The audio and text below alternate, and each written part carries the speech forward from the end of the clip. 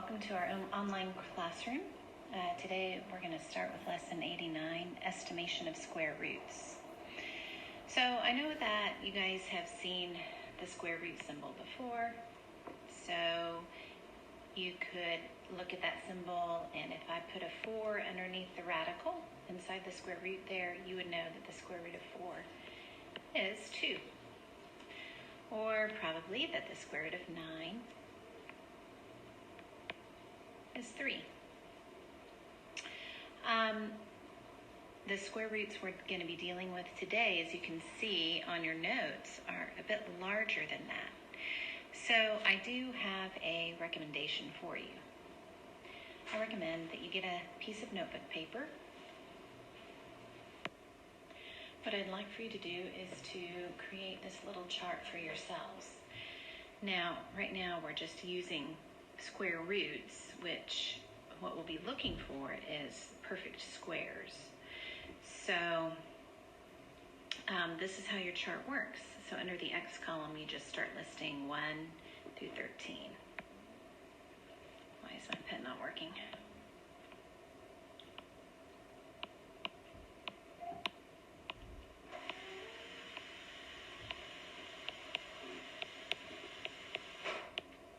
Okay.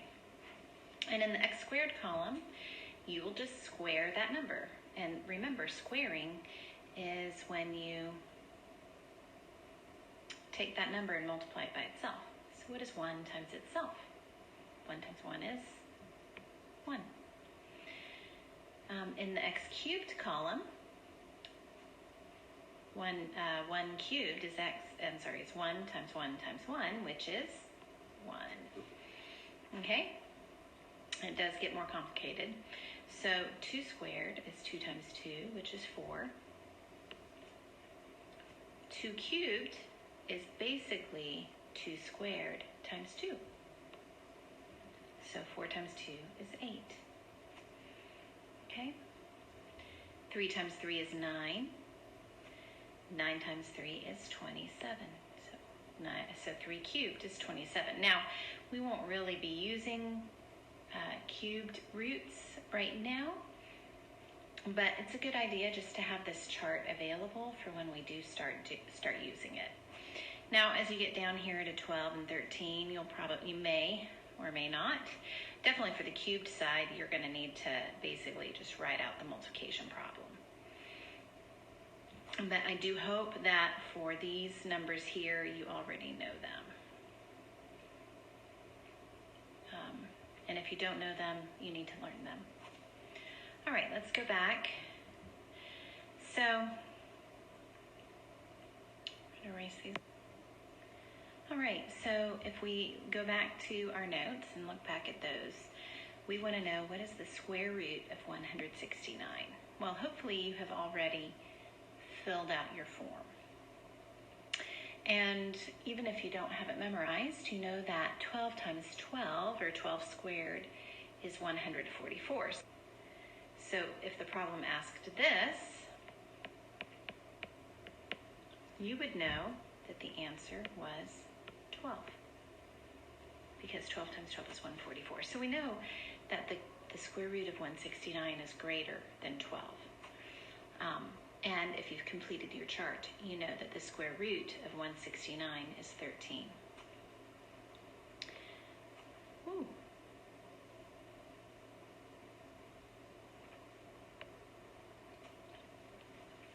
So how about 484?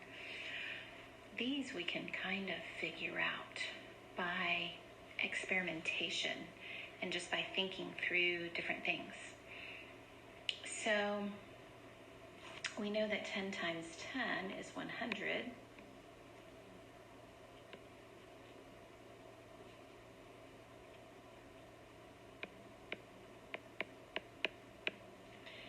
And we know that, so then if that's true, then what is 20 times 20? Well, that's 400. Okay, so we know that the square root of 484 is going to be above 400. So what would be the square root of 30 times, what would be the square of 30? That's 900. Oh, well, that's going to help us on this one there because that's 961. All right, so now we can kind of figure out, well, 484 is way closer to 400 than to 900, right? So you can guess that it's probably on the lower side of the 20s. And from there, you just start taking educated guesses. Since 484 ends with 4, we want to multiply two numbers that we know will end in 4. Well, and the easy one would be 22 times 22, because 21 times 21 would end in a 1. And then we just multiply. 44, put our placeholder 0, and 44. And then we have 484. So we have just found it. The square root of 484 is 22. So you put a 22 there. Now, how about the next one? Okay, we know that this is going to be greater than 30 times 30, and it's going to end in a 1. So what's the first one you can think of? Well, the first one I can think of is 31. What is 31 times 31? Well, 1 times 31 is 31. Put our placeholder 0. And 3 times 1 is 3. 3 times 3 is 9. So there we have 961. Lo and behold, I erased that, didn't I? Okay. There we go. So the next thing we're going to be doing is estimating square roots. When square roots fall between two numbers, it says each of these is between which two consecutive whole numbers. That means they're just right next to each other when you count. So like 1, 2, those are 1 and 2 are consecutive whole numbers. 9 and 10 are consecutive whole numbers. So where would the square root of 2 fall? Well, go back to your chart. And we see that 1 squared is 1 and 2 squared is 4. So it makes sense that the square root of 2 falls between 1 and 2. How about the square root of 15? So here you would just write 1, 2. How about the square root of 15? Well, 15 falls between 9 and 16. I haven't completed my chart on this page. So since 15 falls between 9 and 16, we know that the square root of 15 falls between 3 and 4. So we would write 3, 4. I would like for you guys to finish those last 4 on your own. Now, the last one says, this last section here says, use a calculator to approximate each square root to 2 decimal places. So this is one of the few times that you're allowed to use a calculator in this class.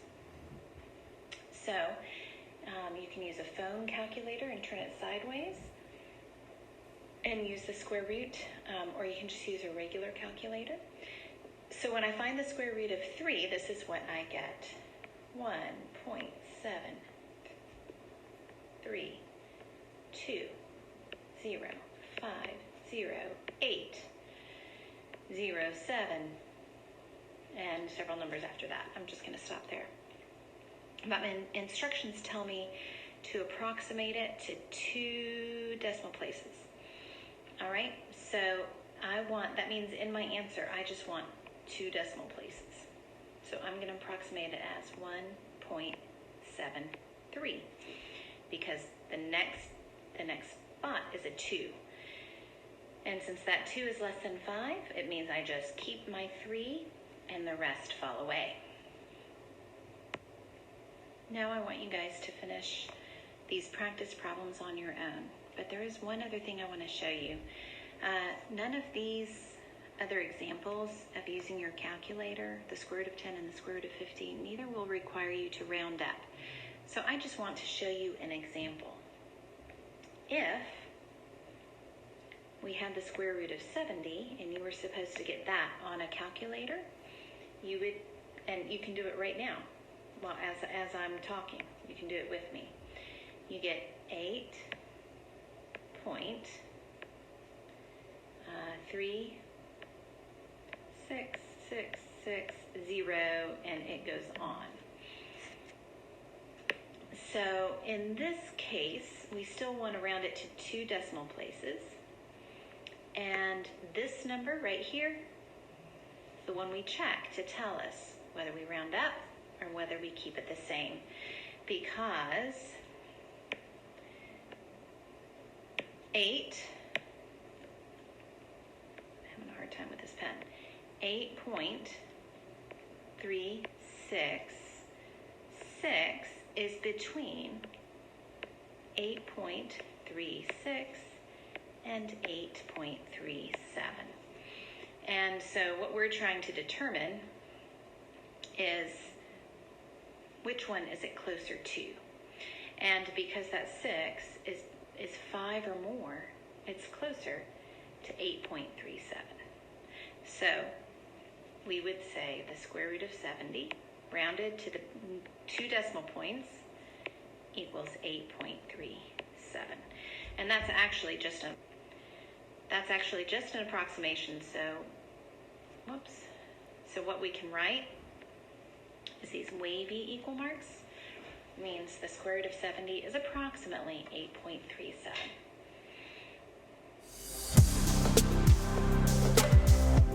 All right, in lesson 90, we are discussing measuring terms. So we can measure turns in degrees. A full turn is 360 degrees. Why is that? Well, because a full turn is essentially a circle. Turning in a circle is 360 degrees. So in this lesson, you will need to know things like a 90-degree turn. How far is a 90-degree turn? Well, it's half of a straight line. Okay, so a straight line is 180 degrees. So that's actually what repentance is in the Bible. It's the idea that you're heading in one direction, in essentially the wrong direction, and repentance means to make a 180-degree turn and go back in the right direction. So let's look at a couple of the problems that I put into your notes. The first one is about traveling north. Okay, so Liel was traveling north. Okay, hopefully you know your north, south, east, and west. Never eat soggy waffles, as some people say. Let's draw it out here. North, south, west, east. Never eat soggy waffles. Get it? Okay. So she was traveling north, and at the light, she turned left, 90 degrees to the left. All right, a 90-degree turn right there. Okay. And then she traveled 1 block to the next intersection where she turned 90 degrees to the left again. Okay, 90-degree turn. And the question is, what direction was Liel then traveling? Okay, and as we can tell, she is now traveling south. That would be our answer. In the next problem, Andy and Ben are both facing north.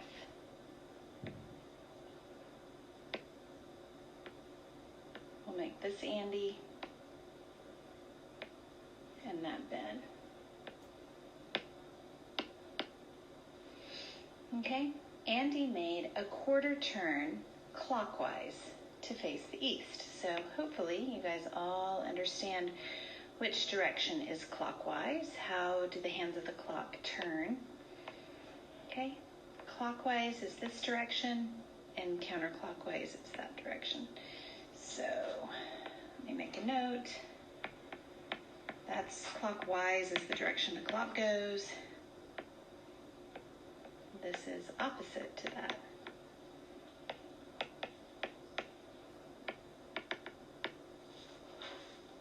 Okay, so Andy made a quarter turn clockwise.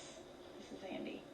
So 1/4 is 1/4, right? So he made 1/4 of a circle this direction. While Ben turned counterclockwise to face east. Ben had to go all the way around this way to face east. Okay, so Andy made a 90-degree turn. How many degrees did Ben turn?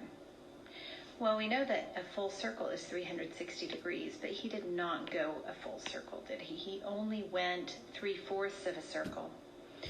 So there's more than one way to solve this. We could either subtract 90 from 360, or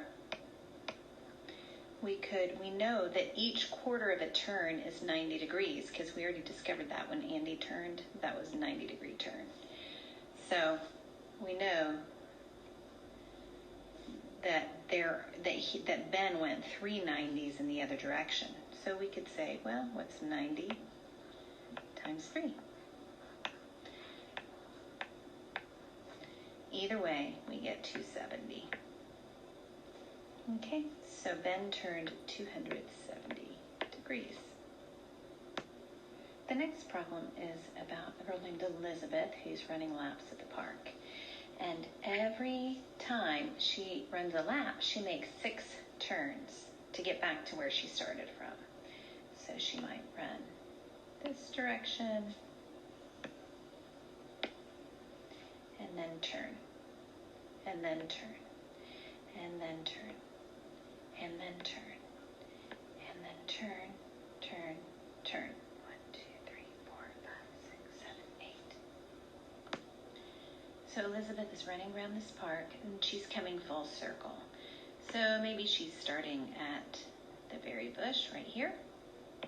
And then she runs up and then turns and then turns and then turns, makes another turn, and finally she's back at that red bush where she started. So the question they're asking is, what was the average number of degrees of each turn? Well, we know that Elizabeth went full circle, right? But along that circle, she turned each time. So how many degrees are there in a circle? And that'll tell us that how many total degrees she turned. Well, to come full circle, we've already discussed, is 360 degrees. And if she made 6 turns, we would have to divide that 360 degrees by 6. And that means that each turn was about 60 degrees. So she ran up there. If she'd kept going straight, she would have gone there. But instead, she'd made that 60-degree turn. Okay, she could have kept running here, but instead she made a 60-degree turn. Okay, so the exterior angles and all of these exterior angles here are 60 degrees.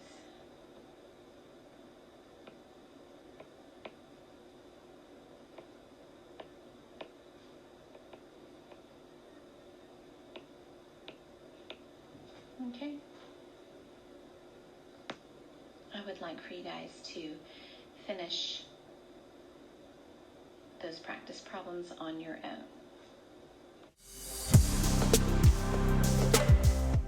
Lesson 91 is about geometric formulas. So hopefully you know these formulas pretty well. A perimeter for a square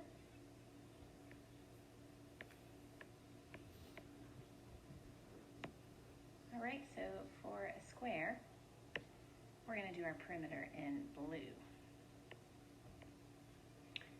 So the perimeter equals, since all sides are equal, you can just say P of a square equals 4 times the length of the sides. So we just say 4s. For a rectangle, though, you have to add all the sides, and so you only have 2 lengths that are the same and 2 widths that are the same. So we say perimeter equals 2 times the length plus 2 times the width. For a parallelogram, we say the perimeter equals 2 times the base plus 2 times the side. Because a parallelogram looks something like this. So this will be your base, right? And this length is equal to this length. Okay, so that's what you're multiplying 2 by. And then this is what we called S. Okay, and there's 2 of those. And then for a triangle, perimeter equals side 1 plus side 2 plus side 3. And we will now use red for area.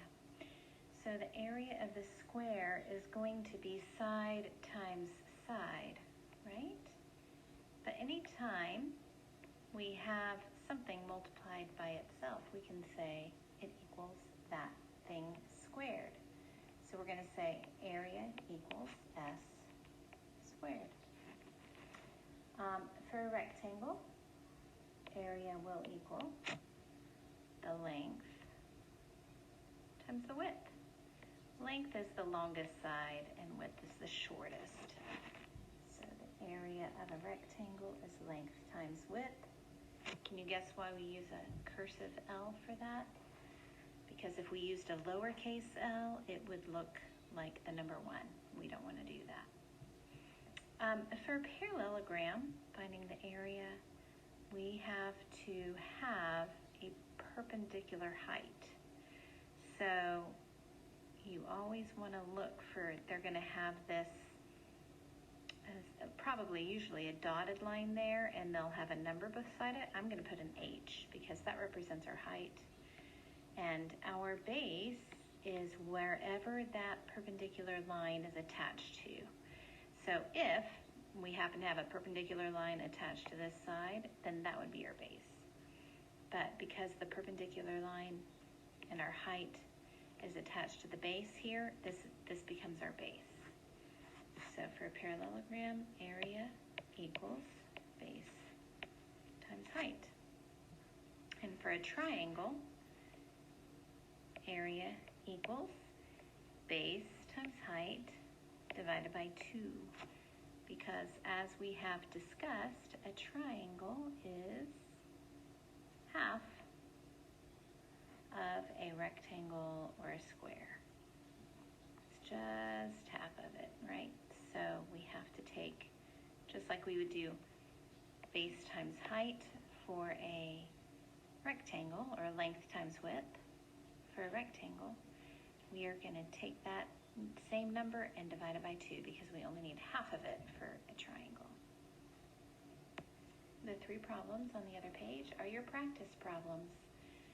Please always start with the formula. Much of good math skills has to do with having good habits. So before you solve a problem, you always want to write down the equation. For example, you need to find the area and the perimeter of a rectangle with a length of 8 centimeters and a width of 5 centimeters. So the first thing we're going to do is we're going to decide, am I going to find area or perimeter? I think I'll start with perimeter. So the perimeter of this rectangle equals 2 times the length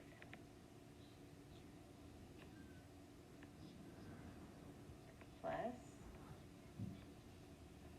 2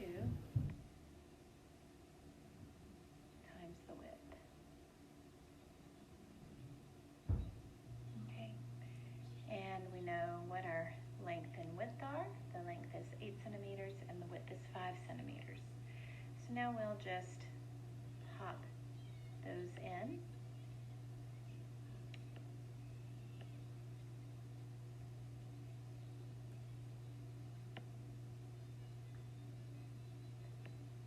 Times the length, which is 8, plus 2 times the width, which is 5. So now we have 16 plus 10. So our perimeter equals 26 centimeters. Let's do area for the same one. I was going to have you guys do these all on your own, but let's at least do this one first together.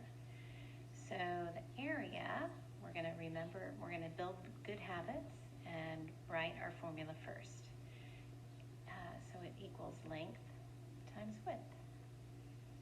Well, in this case, that equals 8 times 5. And that's 40. Our units are centimeters, and we know that when we have area, we have square units. We've already been writing things in expanded notation. So something like the number 365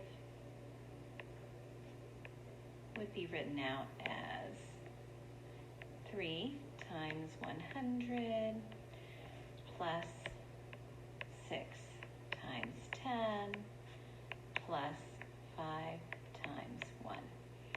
Okay, so we're just basically taking each digit and multiplying it by its place value. But at this point in time, what we want to do is to begin writing in expanded notation, but using exponents. So our number system is based on base 10 system. So when we write them using powers, the ones place we represent as 10 to the 0, because anything to the 0 power equals 1. So 10 to the 0 is 1. 10's place is just 10 to the first power, but we don't have to show that. We can just write 10. 100's place would be 10 to the second power. 1000's place, 10 to the third power. 10,000's place, 10 to the fourth power. And this just goes on and on and on. So it's pretty easy to simply figure out what you need to write it with as a power. So let's go back to that one and see how would we write it using powers. Well, it would be this. 365 equals 3 times 10 squared plus 6 times 10 to the first power plus 5 times 10 to the 0 power. You do those other two practice problems on your own. Our next topic that we're covering is order of operations. This is kind of fun. We already know what our order of operations is. We've already discussed this, but now we get to do it with more complex problems. It is parentheses, exponents,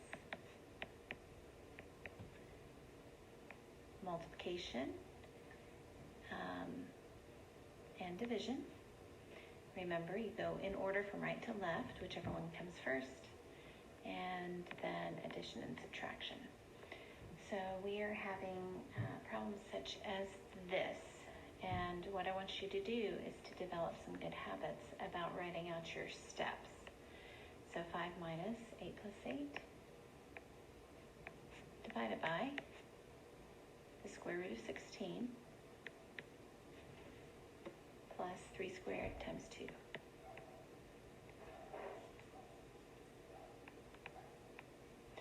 So we have some things that we need to identify. So we're going to rewrite what we don't use. So I'm not going to change this 5 right yet because that's not in parentheses. So I'm going to do my parentheses first. So I'm going to have 5 minus, and I'm going to do my parentheses, which is 16. 8 plus 8 is 16. Divided by, I'll just rewrite the square root of 16 plus 3 squared times 2. Now, where does the square root symbol fall in place? It falls in under exponents. So we are going to do those in order from left to right, because this is an exponent and this is an exponent. So we have 2 of them. So our next line will be 5 minus 16. Don't subtract there and get a negative number yet because we need to do our exponents yet. Subtraction's right at the end, isn't it? Divided by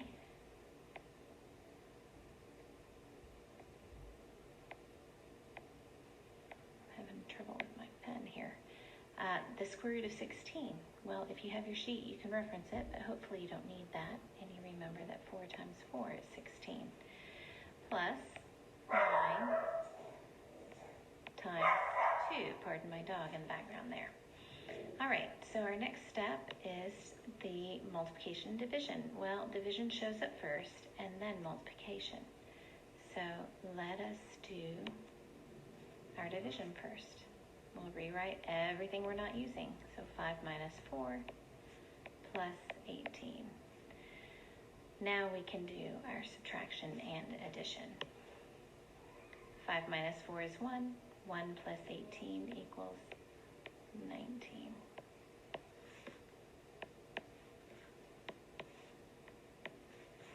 And that's our solution. I hope you'll pause the video and try the next practice problem on your own. But you'll see now why I wanted you to have that chart go out to cubed numbers as well, because you could use it here if you needed to. So we have parentheses here. So that's our first step. Let's rewrite everything that we're not messing with yet. So 10 plus 2 to the 3rd power times 3 minus, that's 7 plus 2, which is 9, divided by 9. Next step is exponents. So, whoops, I already did that exponent in that same step, but we will do this exponent now. And so we're going to have 10 plus 2 times 2 times 2 is 8 times 3 minus 9 divided by 9. Our next step is multiplication and division. So we'll rewrite everything we don't mess with. 10 plus 8 times 3 is 24 minus 9 divided by 9 is 1. And last, we'll do our addition and subtraction. So 34 minus 1 is 33. Some of your practice problems involve cubing or squaring fractions and decimals. So let's go over a few of those. So if you have 1/4 to the 3rd power, you simply cube it by multiplying 1/4 by itself 3 times.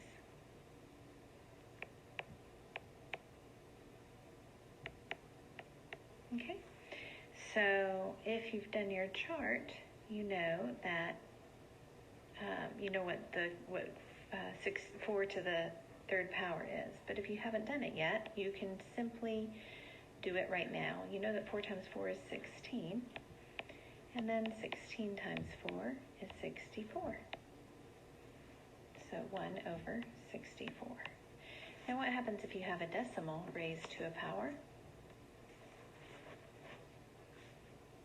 Let's say you have 0.03 raised to the 3rd power. You simply multiply it by itself.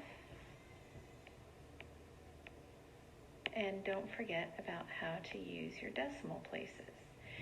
So 0.03 times 0.03 is 9, but now we have to move that decimal point over 4 times. 1, 2, 3, 4. Put our decimal point in, and we have 0.0009. We multiply again by 0.03, and we get 27. But now we need 6 decimal places.